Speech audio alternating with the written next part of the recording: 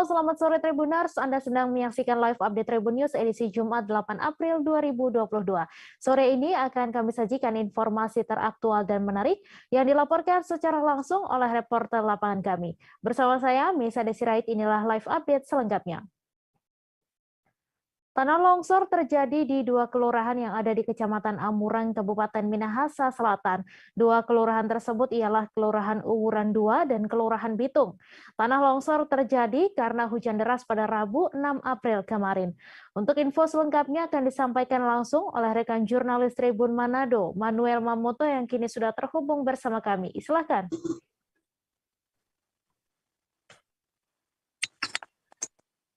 Oke. 3, 2, 1. Baik, Tribuners, selamat sore. Jadi terima kasih rekan Mei.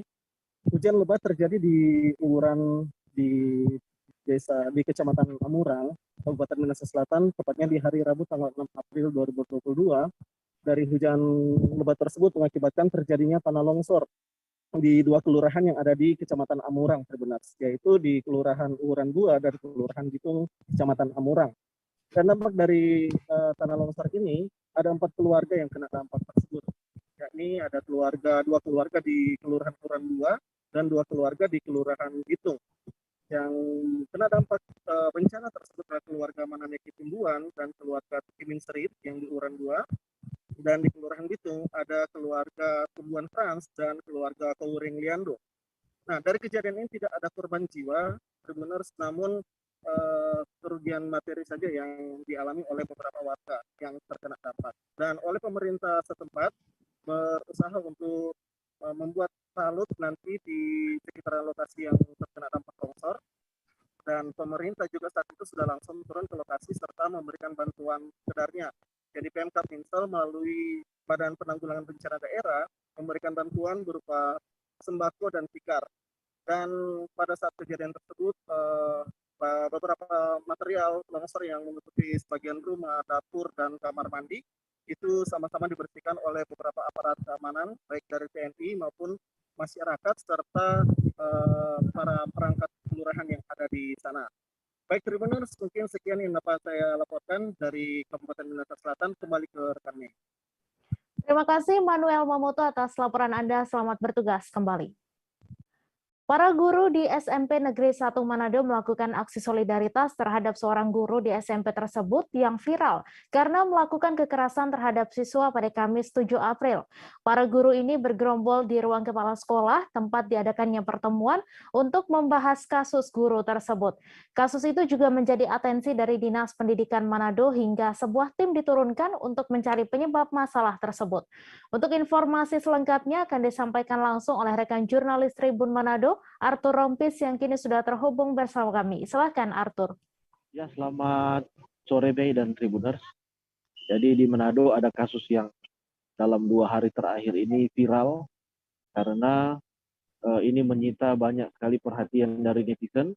Jadi seorang guru menampar kemudian tampak mengintimidasi seorang siswa. Jadi guru ini dari SMP Negeri 1 Manado, salah satu sekolah favorit di Kota Manado. Dan pasca kejadian itu menyebar di medsos dari pihak sekolah, kemudian dari juga Dinas Pendidikan Kota Manado, beserta dari kepolisian serta Dinas PPA Kota Manado melakukan peninjauan untuk mencari tahu seluk-beluk masalah tersebut, karena ini memang menjadi salah satu sorotan dan bisa menjadi semacam dipolitisir. Dan ini sangat merugikan pemerintah Kota Manado, makanya dicari solusinya dalam pertemuan tersebut. Dan sementara pertemuan berlangsung, sejumlah guru terlihat memberikan dorongan moral kepada oknum guru tersebut. Mereka beralasan oknum guru tersebut melakukan hal itu untuk mendisiplinkan ataupun untuk mengajar siswa tersebut. Dan tadi saja, baru saja dari Tribun Manado beroleh hasil terakhir dari penyelidikan kasus tersebut. Guru tersebut sudah diberi sanksi sesuai dengan aturan ASN dan masalah tersebut sudah dikatakan selesai oleh mediasi yang dilakukan oleh Dinas Pendidikan Kota Manado. Demikian, Mei. Ya, baik. Terima kasih Arthur Rompes atas laporan Anda. Selamat bertugas kembali. Kita beralih ke informasi selanjutnya, Tribuners. Petrus Sampai Buba menikahi wanita pujaannya bernama Mince Tankin berusia 63 tahun. Kisah cinta keduanya berawal dari pertemuan di sebuah gereja dan akhirnya melangsungkan pernikahan di Kelurahan Bungin, Kecamatan Makale Utara, Tanah Toraja pada Kamis 7 April. Untuk informasi selengkapnya akan disampaikan langsung oleh rekan jurnalis Tribun Timur, Tommy Paseru, yang kini sudah terhubung bersama kami. Silakan, Tommy. Baik, Mei dan Tribuners, selamat sore. Jadi saat ini di Tanah Toraja khususnya sedang viral pernikahan seorang kakek dan nenek di Kelurahan Bungin, Kecamatan Makale Utara, Kabupaten Tanah Toraja.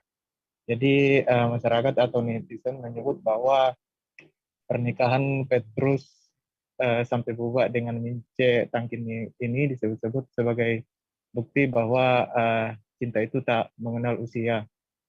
Jadi Petrus dan Mince bertemu, jatuh cinta, lalu memutuskan menikah di usia yang sudah tidak muda lagi. Saat ini Petrus sudah berusia 81 tahun, sedangkan Mince 63 tahun.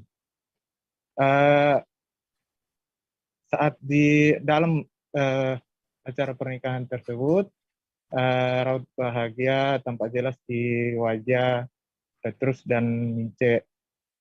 Keduanya sesekali mengusap air mata bahagia saat satu persatu keluarga atau tamu undangan datang memberi selamat. Petrus merupakan pensiunan PNS di Toraja. Ia sebelumnya sudah menikah, bahkan sudah memiliki satu cicit. Sedangkan Mince baru kali ini menikah. Namun hal itu tak menjadi penghalang bagi keduanya untuk melangsungkan pernikahan. Saat acara pernikahan kemarin, kami juga sempat berbicara atau bercerita dengan Petrus. Ia mengaku jatuh cinta kepada Mince saat pandangan pertama. Saat itu keduanya bertemu di sebuah gereja. Kemudian seiring berjalannya waktu, Petrus dan Mince pun semakin dekat, dan tak butuh waktu lama Petrus melamar Mince dan akhirnya mendapat izin dari keluarga kedua belah pihak. Pernikahan Petrus dan Mince ini pun juga disambut bahagia oleh kedua pihak keluarga. Bahkan saat resepsi kemarin, anak, cucu, dan keluarga serta kerabat dari Petrus hadir untuk menyaksikan pernikahan tersebut. Demikian, Mei. Ya, baik. Terima kasih Tommy atas laporan Anda, dan Tribuners, wartawan kami juga telah menghimpun wawancara dengan mempelai. Berikut tayangannya untuk Anda. Begitu apa namanya, senang atau gembira. Ya. Senang Pak? Ya. Senang ya Pak? Senang. Harapannya Pak kalau menikah begini sama Ibu Mince ini, itu sampai sudah sangat cinta kepada Ibu Mince atau bagaimana Pak? Sudah lama didiam-diamkan atau bagaimana? Tidak lama. Oh, tidak lama ya. Baru saja kenalan, terus ada persetujuan lagi. Oh, baik. Cinta pandangan pertama Pak. Iya. Ya. Ibu Mince, bagaimana Bu melihat sosok Pak Petrus Bu? Baik. Pak Petrus baik ya Bu. Kami kasih Jadi memang sudah bulat keyakinan untuk menikah sama Pak Petrus di usia yang tidak muda lagi ya Bu. Lopi-lopi. Siap. Sejumlah tahanan yang berada di sel Polres Boyolali dikabarkan melarikan diri pada Rabu 6 April. Para tahanan tersebut diketahui melarikan diri dengan menggergaji jeruji besi bagian atas sel. Kejadian tersebut pertama kali diketahui oleh petugas yang hendak mengantarkan makanan untuk sahur. Untuk informasi selengkapnya akan disampaikan langsung oleh rekan jurnalis Tribun Solo, Erlangga, yang kini sudah terhubung bersama kami. Silakan Erlangga. Ya, terima kasih Mei, dan selamat sore Tribuners.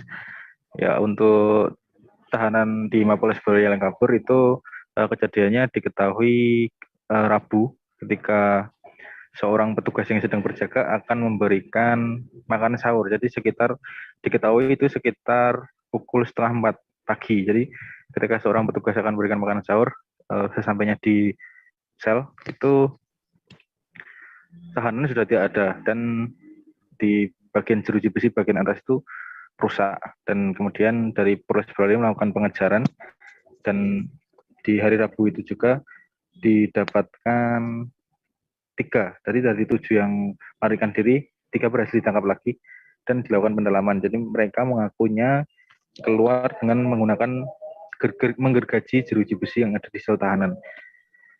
Kemudian info terbaru, 3 tahanan lainnya itu sudah ditangkap, jadi tinggal 1 yang buron dan masih dilakukan pengejaran dan pendalaman, misalnya bagaimana cara para tahanan itu mendapatkan jeruji besi, dan termasuk petugas yang berjaga kenapa misalnya ada kelalaian bisa ditindaklanjuti seperti itu. Ya, baik, terima kasih Erlangga atas laporan Anda. Selamat bertugas kembali. Kita beralih ke informasi selanjutnya, Tribuners. Pedagang ayam penyet bernama Wan Fahri diminta mempertanggungjawabkan perbuatannya. Pria 48 tahun itu tidak dapat berkutik setelah ditangkap dan digiring ke Mapolsek Bengkong. Ia diduga telah melakukan pencabulan terhadap anak di bawah umur berusia 12 tahun. Ternyata korban selama ini diketahui tinggal satu atap dengannya. Untuk informasi selengkapnya akan disampaikan langsung oleh rekan jurnalis Tribun Batam, Roni Lodelaleng, yang kini sudah terhubung bersama kami. Silakan Roni. Iya, selamat sore Mei dan juga Tribuners. Dari Kota Batam dapat kami laporkan bahwasannya tepat pada Minggu 3 April 2022, seorang pria bernama Wan Fahri yang juga berprofesi sebagai pedagang ataupun penjual ayam penyet ketangkap basah sedang melakukan hubungan suami istri dengan seorang anak bocah ya di bawah umur di rumah kontrakannya ya, yakni di kawasan Bengkong, Kota Batam. Wan Fahri dipergoki oleh istrinya sendiri saat itu, yang mana saat itu baru pulang dari pasar, dan di waktu bersamaan sang istri berniat untuk mengambil uang ataupun meletakkan barang belanjaannya di dalam kamar begitu. Saat hendak masuk, sang istri kaget dan seketika histeris karena menyaksikan secara langsung perbuatan tak senonoh yang dilakukan oleh suaminya terhadap bocah yang baru berusia 12 tahun. Akibat histeris dan dari istri pelaku membuat warga setempat berdatangan ke rumah pelaku, sehingga membuat pelaku saat itu merasa malu dan memutuskan untuk menyerahkan diri kepada pihak kepolisian terdekat, yakni Polsek Bengkong, beberapa saat pasca kejadian. Sementara itu Kapolsek AKP Bob Ferijal mengatakan bahwasannya sebelum melakukan hubungan intim, pelaku terlebih dahulu mengucapkan rasa sayangnya kepada korban yang tergolong masih bocah itu. Perbuatan itu dilakukan dalam kurun waktu Desember 2001 hingga Maret 2002. Selama beberapa bulan tersebut, pelaku berhasil menyetubuhi korban sebanyak lebih dari 10 kali. Adapun hubungan antara ayah korban dan juga pelaku merupakan teman lama. Dan selama ini kedua keluarga tersebut tinggal di sebuah kontrakan. Hanya dibatasi oleh sekat. Begitu. Atas perbuatannya, pelaku terancam hukuman paling singkat 5 tahun dan paling lama 15 tahun, serta denda paling banyak 5 miliar rupiah. Demikian, Mei. Baik, terima kasih Roni atas laporan Anda, dan Tribuners, wartawan kami juga telah mengimpun wawancara dengan Kapolsek Bengkong. Berikut tayangannya untuk Anda. Terjadinya perbuatan tidak cabul itu yang diketahui pada hari Minggu tanggal 3 Maret 2022. Pelaku datang ke Polsek Bengkong yang melaporkan dirinya bahwa dia telah melakukan perbuatan cabul karena perbuatan beliau diketahui langsung oleh istrinya, nah, sehingga si pelaku datang ke Polsek dan kita amankan.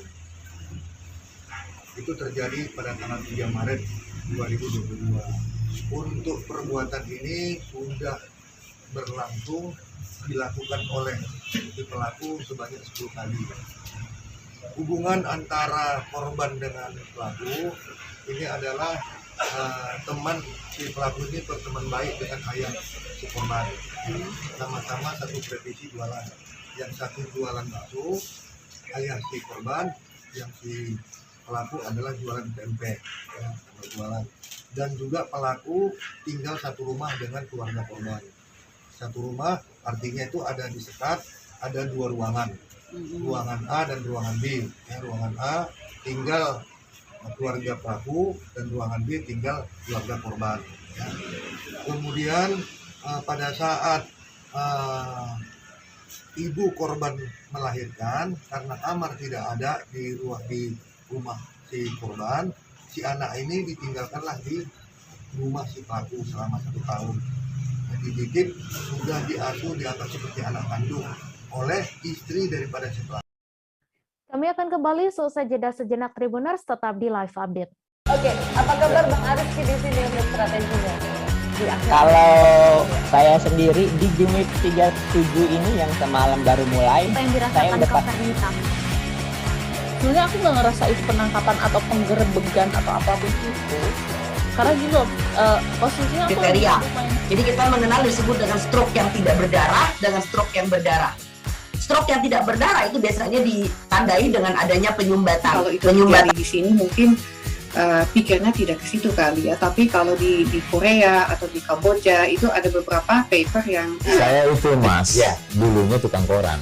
Oh gitu ya. Tukang koran. Ya, saya baca itu Pak. Tuh kan pernah baca kan? Ya. Jadi kalau saya jadi pangdam itu udah bersyukur banget. Si anak ini dijadikan sebagai tersangka begitu. Ya, kalau ini kita bicara yang di luar kasus Kebun ya. Dengan nama hujan shower, di mana terdapat batas jelas antara daerah hujan dan tidak hujan yang biasanya terjadi pada fase awal mature stage atau tahap berbahaya itu Kang. Jadi mulai artinya terjadinya perlembekan. Nah itu untuk penetrasi akan sulit gitu ya. Dok, saya ini menurut saya memang tidak mudah, bukan urusan tanah diambil.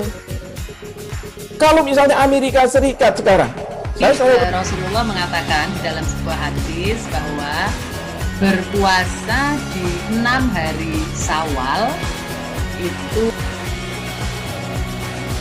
Oke, apa kabar Bang Arief di sini untuk strateginya? Kalau saya sendiri di Jumit 37 ini yang semalam baru mulai, saya udah pasti. Sebenarnya aku nggak ngerasa itu penangkapan atau penggerebegan atau apapun itu. Karena gitu, posisinya kriteria. Jadi kita mengenal disebut dengan stroke yang tidak berdarah dengan stroke yang berdarah. Stroke yang tidak berdarah itu biasanya ditandai dengan adanya penyumbatan. Kalau itu penyumbatan di sini mungkin pikirnya tidak ke situ kali ya. Tapi kalau di Korea atau di Kamboja itu ada beberapa paper. Terima kasih Anda masih menyaksikan Live Update. Polresta Bandar Lampung mengamankan total 41 orang tersangka dalam operasi anti narkoba atau operasi anti periode 18 hingga 31 Maret 2022. Mereka adalah para pengedar, kurir hingga pengguna narkoba jenis sabu. Terhadap tersangka pengedar dan kurir, aparat menjerat dengan pasal pidana. Sedangkan bagi pengguna, khususnya yang bukan residivis, akan direhabilitasi berdasarkan asesmen. Untuk informasi selengkapnya akan disampaikan langsung oleh rekan jurnalis Tribun Lampung, Bayu Saputra yang kini sudah terhubung bersama kami. Silakan Bayu. Oke, selamat sore rekan medan Tribuners. Perlu saya sampaikan bahwasannya kemarin Mapolresta Bandar Lampung melakukan gelar atau konferensi pers terhadap pelaku-pelaku tindak pidana antik atau anti narkotika pada tahun 2022 saat ini. Perlu saya sampaikan bahwasannya berdasarkan keterangan dari Wakapolresta Bandar Lampung, AKBP Ganda MH Saragi kepada awak media bahwasannya selama operasi simpatik yang digelar selama 2 pekan dari tanggal 18 sampai dengan 31 Maret 2022 terdapat 41 tersangka yang berhasil diamankan oleh jajaran Polresta Bandar Lampung. Dari hasil operasi tersebut ada 32 kasus dari 41 tersangka tersebut. Di antaranya laki-laki 38 dan 3 perempuan. Pada kesempatan tersebut juga AKBP Ganda menjelaskan bahwasannya barang bukti yang mampu diungkap dari hasil operasi antik tersebut didapat sebanyak 27,6 gram narkotika jenis sabu. Kemudian dari 32 kasus ini polisi berhasil mengamankan 14 orang pengedar, 18 kurir, dan 9 orang pengguna sabu.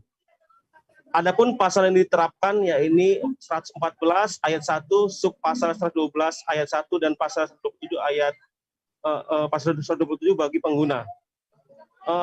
Berdasarkan keterangan dari AKBP Ganda bahwasannya pada operasi antik kali ini terbanyak itu yang berhasil mengungkapkan kasus operasi antik ini yakni Polsek Panjang dengan 3 kasus dengan 4 tersangka.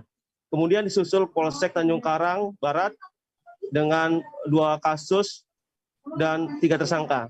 Lalu disusul Polsek Teluk Betung Utara ada 2 kasus dengan 2 tersangka dan sisanya Polsek jajaran lainnya.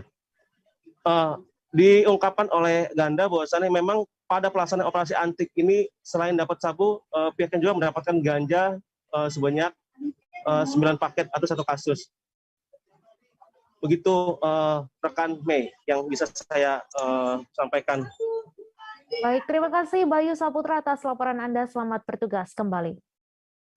Penyebaran radikalisme masih menjadi ancaman bagi kehidupan berbangsa dan bernegara.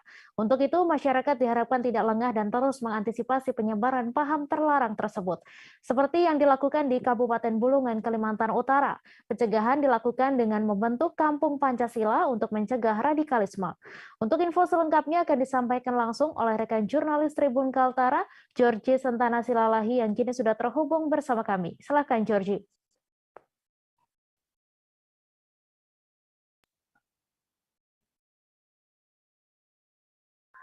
Ya, selamat sore rekan-rekan Tribuners. Hari ini saya berada di Kabupaten Bulungan, baru saja melakukan kegiatan peresmian Kampung Pancasila yang dimana dihadiri oleh Dandim 0903 Bulungan mengatakan bahwasannya adanya Kampung Pancasila ini untuk mengajak kepada masyarakat Kabupaten Bulungan yang khususnya berada di Jalan Gelatik yang bisa dikatakan oleh Dandim bahwasannya kampung ini menjadi salah satu indikator yang cukup menghuni. Dari pertama adanya banyaknya agama suku yang ada di dalam ini berkesinambungan dan majemuk. Yang kedua adanya kegiatan setiap minggunya, kegiatan bersih-bersih dan gorong-gorong di setiap pedestrian ataupun drainase yang ada di Kampung Gelatik ataupun Kampung Pancasila ini.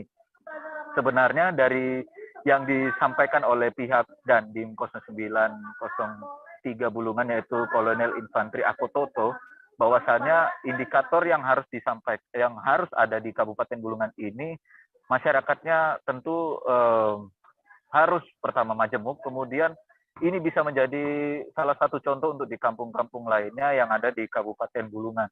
Secara khusus juga Bupati Syarwani yang mengenakan baju kemeja putih lengan pendek, adanya Kampung Pancasila atau yang berada di Jalan Gelatik ini menjadi motivasi kepada masyarakat Kabupaten Bulungan untuk terus menjaga keutuhan kebinekaan yang ada di daerah pedalaman Kabupaten Bulungan khususnya di Provinsi Kalimantan Utara.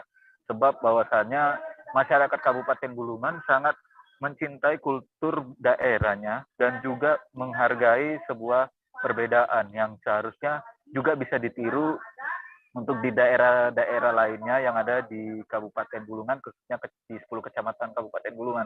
Syarwani juga menyampaikan bahwasannya kampung ini juga sering dinobatkan lomba ataupun juara lomba di event-event di tingkat di daerah Kabupaten Bulungan. Dan juga Kolonel Infantri Akutoto menyampaikan adapun nanti di Kampung Pancasila ini diadakannya kegiatan giat belajar mengajar mengenai tentang toleransi, kemudian adanya informasi edukasi tentang bahwasannya daerah itu adalah daerah yang harus menjunjung nilai NKRI dan juga Pancasila.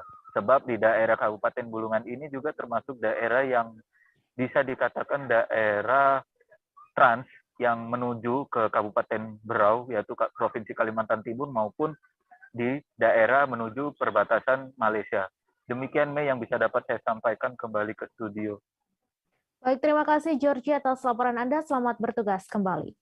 Pemilik jembatan penyeberangan perahu di Karawang yang sempat viral bernama Haji Endang membeli Mitsubishi Pajero Sport menggunakan uang koin Rp500. Pemilik nama lengkap Muhammad Endang Junaidi itu mengaku membeli mobil untuk kado ulang tahun istrinya bernama Siti Suwarni. Haji Endang datang ke dealer mobil di wilayah Cikampek dengan pakaian sederhana. Ia mengaku ingin mengetahui bagaimana respons dari para sales di dealer mobil ini. Untuk info selengkapnya akan disampaikan langsung oleh rekan jurnalis Warta Kota, Muhammad Azam, yang kini sudah terhubung bersama kami. Silakan Azam. Ya, baik rekan Mei, memang Haji Endang ini sempat yang sebelumnya sempat viral atas kisahnya tentang jembatan penyeberangan perahu yang dalam seharinya menghasilkan 20 juta per hari. Haji Endang ini datang ke dealer mobil di wilayah Cikampek, Jawa Barat, membuat kejutan juga dengan membeli mobil menggunakan uang receh koin Rp500. Total karena banyak jumlah koin yang dibayarkan untuk membeli mobil, Haji Endang itu membawa koin-koin itu menggunakan mobil bak terbuka. Total ada sebesar 133 juta receh koin 500-an yang dibawa Haji Endang. Memang kedatangan Haji Endang ini sempat membuat pegawai dealer terkejut begitu, karena tidak biasanya para pembeli yang datang membayar dengan uang kertas, namun Haji Endang ini datang dengan membayar uang koin. Disebutkan juga pegawai dari dealer mobil tersebut menghabiskan waktu hampir 2 jam untuk menghitung kembali uang koin Rp500 yang dibayarkan oleh Haji Endang untuk membeli mobil Pajero Sport seperti itu. Memang dikatakan Haji Endang mobil Pajero Sport yang dibelinya itu merupakan hadiah untuk istri tercintanya sebagai kado ulang tahun buat istrinya yang bernama Siti. Seperti itu. Dalam wawancaranya kepada Haji Endang, dia menyebut bahwa uang receh sebesar 133 juta, uang receh koin 500-an 132 juta itu dikumpulkan dalam waktu 4 bulan. Disebutkan juga 40 juta uang receh 500-an sebetulnya masih ada di rumah, namun belum dibawanya karena tidak cukup membawanya menggunakan mobil bak. Memang saat kedatangannya itu uang receh itu sudah dipisah-pisahkan ke dalam plastik bening dan dimasukkan ke dalam karung. Seperti itu. Untuk kisahnya atau sosok seperti apa Haji Endang ini, dari hasil wawancaranya, memang Haji Endang ini dikenal sosok yang dermawan. Haji Endang juga memang sudah keturunan orang kaya seperti itu, namun disebutkan olehnya bahwa dia tidak ingin mengandalkan harta dari orang tuanya, dia tetap berusaha dan bekerja keras, bahkan ia sempat menjadi supir dump truck di sebuah pabrik. Dirinya juga akhirnya terus menitikan kisahnya sejumlah usahanya, sampai akhirnya menemukan titik temu, ia melakukan usahanya, salah satunya ialah sebagai pengusaha limbah di wilayah tersebut, sampai akhirnya Haji Endang ini dapat mengumpulkan hartanya gitu seperti itu. Namun harta yang dikumpulkannya itu dalam pengakuan masyarakat tempat di Desa Anggadita, Kecamatan Kelari, Kabupaten Karawang yang menjadi tempat tinggal Haji Endang mengaku memang sosok Haji Endang ini sangat dermawan, bahkan jalan rusak atau penerangan yang ada di sekitaran lokasi di wilayahnya dia pun yang melakukan perbaikannya. Setiap warga ada memiliki acara atau memiliki kegiatan, Haji Endang pasti selalu memberi bantuan atau menyumbang seperti itu untuk sosok Haji Endang sendiri. Memang kisah Haji Endang ini sempat viral karena jembatan penyeberangan perahu yang berada di Rumambe 1, Desa Anggadita, Kecamatan Kelari yang dapat menghasilkan uang dalam sehari 20 juta rupiah. Memang jembatan ini merupakan penghubung atau akses jalur alternatif bagi para pemotor khususnya yang ingin ke kawasan industri seperti itu, sehingga banyak mencapai ribuan motor yang melintasi jalur itu, dan mereka yang ingin melintasi untuk sekali lewatnya saja harus membayar Rp2.000. Uang itu memang disebutkan dipergunakan untuk proses pemeliharaan jembatan itu, gaji karyawannya, dan lain sebagainya. Seperti itu, Mei. Baik, terima kasih Azam atas laporan Anda, dan Tribuners, wartawan kami juga telah menghimpun wawancara dengan Haji Endang. Berikut tayangan ini untuk Anda. Datang ke sini mau ngapain nih Pak Haji, bawa uang koin banyak begini Pak? Oh, ini ceritanya satu, saya ingin nyoba nih ke sales-sales ikan di Cikampek nih. Nah, kebetulan saya ada koin. Nah, biasanya kan kalau sales itu kita lihatnya yang mau itu suka penampilan dulu ya, yang pakaiannya branded gitu kan, presentasi. Nah, saya sengaja tadi naik motor, ngadepin buat resek, bawa uang koin 200.000. Saya pura-pura tanya mobil-mobil ini, mobil bak gitu kan, ingin tahu nilai. Alhamdulillah tapi bener, baik-baik semua nilai. Nah, ingin nyoba saya tuh gitu. Alhamdulillah begitu. Saya tanya mobil bak, bak. Tadi bawa berapa koin Pak Haji? Tadi bawanya 133 juta. Mau beli mobil apa ini rencana Pak? Di Tolong Pajero. Harganya berapa Pak? 600-an. 600-an. Harga 600 berapa gitu. Jadi dari berapa hasil ngumpulin berapa lama itu koin-koinnya? Ini 4 bulan. Iya. 4 bulan. Dari yang jasa penyeberangan aja atau dari mana Pak Haji? Ada dari situ, ada juga dari luar. Iya. Ini buat apa? Ulang tahun istri Pak Haji? Nah, boleh, bisa juga. Kebetulan beli istriku kemarin tuh habis ulang tahun yang ke 58. 58 itu udah 9. 58 tahun, alhamdulillah. Iya. Kebetulan Tim Ditreskrimsus Polda Riau menggerebek sebuah lokasi gudang pengoplos solar di Kota Pekanbaru. Gudang tersebut berada di Jalan Melati, Kelurahan Bina Widya, Kecamatan Bina Widya. Dalam penggerebekan ini, polisi mengamankan seorang pria berinisial RM selaku penjaga gudang tersebut. Untuk informasi selengkapnya akan disampaikan langsung oleh rekan jurnalis Tribun Pekanbaru, Rizky Armanda, yang kini sudah terhubung bersama kami. Silakan Rizky. Baik, terima kasih Mei. Dapat saya laporkan bahwa tim dari Direktorat Reserse Kriminal Khusus atau Ditreskrimsus Polda Riau menggerebek sebuah gudang yang dijadikan lokasi untuk pengoplosan bahan bakar minyak jenis solar bersubsidi di Kota Pekanbaru. Tepatnya berada di Kecamatan Bina Widya, dan penggerebekan dilakukan pada hari Minggu tanggal 3 April 2022 yang lalu. Dan dalam penggerebekan ini, polisi berhasil mengamankan satu orang pelaku, yakni berinisial RM, usia 26 tahun. Dan RM ini merupakan karyawan dan juga sekaligus penjaga gudang tempat pengoplosan solar BBM bersubsidi tersebut.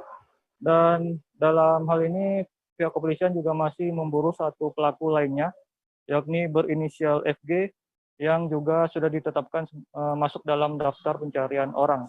FG diketahui merupakan pemilik dari gudang pengoplos solar tersebut. disampaikan oleh Kabid Humas Polda Riau, Kombes Pol Sunarto, adapun barang bukti yang diamankan yakni sekitar 30.000 liter minyak hasil oplosan, di mana para pelakunya ini mengoplos solar subsidi dengan minyak mentah yang didatangkan dari daerah Jambi. Dan kemudian untuk hasil minyak yang sudah dioplos didistribusikan di Provinsi Riau sendiri dan juga Provinsi Sumatera Barat. Dan dalam 1 bulan, gudang ini dapat memproduksi sekitar 50.000 liter minyak hasil oplosan yang diklaim oleh para pelaku setara dengan kualitas DEX yang juga dijual dengan harga industri di atas 14.000 sampai 16.000 rupiah. Dan dalam kasus ini juga polisi menyita sejumlah barang bukti lainnya seperti tangki-tangki untuk penyimpanan minyak, disertai dengan beberapa unit mobil untuk melansir dan juga untuk membawa minyak ke tempat untuk penjualan. Dan masih dijelaskan oleh Kabid Humas bahwa para pelaku mendapatkan BBM solar bersubsidi dari sejumlah lokasi, salah satunya yakni SPBU yang ada di Kota Pekanbaru dan juga SPBU lainnya yang berada di Provinsi Riau. Dan untuk kemudian saat ini memang polisi masih melakukan pendalaman lebih lanjut terkait dengan keterlibatan atau indikasi keterlibatan dari pelaku lainnya. Dan saat ini 1 orang pelaku yakni pemilik gudang juga masih dalam perburuan pihak kepolisian. Begitu kami. Baik, terima kasih Rizky atas laporan Anda, dan Tribunars, wartawan kami juga telah menghimpun wawancara dengan Kabid Humas Polda Riau. Berikut tayangannya untuk Anda. Dari pengungkapan ini diamankan 1 pelaku atas nama RM, pekerja sekaligus yang menjaga gudang ini. Kemudian barang bukti lebih kurang 30.000 liter minyak yang sudah dioplos. TKP di gudang inisial FG di Bina Widya Tampan ini dengan kronologis sebagai berikut, bahwa kita dapatkan informasi dari masyarakat tentang adanya kegiatan ilegal pengoplosan minyak jenis solar, minyak solar bersubsidi dengan minyak mentah berasal dari daerah Jambi. Jadi minyak tersebut dioplos di sini dengan komposisi tertentu sehingga kemudian menghasilkan seperti minyak solar yang tanpa subsidi. Ya. Mereka pelaku mengaku sudah bekerja di sini selama 3 bulan. Saudara FR sendiri selaku pemilik gudang saat ini statusnya DPO. Kami masih akan menyajikan informasi menarik untuk Anda. Seusai jeda sejenak, tetap di live update. Oke, apa kabar Bang Arif di sini untuk strateginya? Kalau saya sendiri di Jumip 37 ini yang semalam baru mulai, saya udah sebenarnya aku nggak ngerasa itu penangkapan atau penggerebegan atau apapun itu, karena gini loh, posisi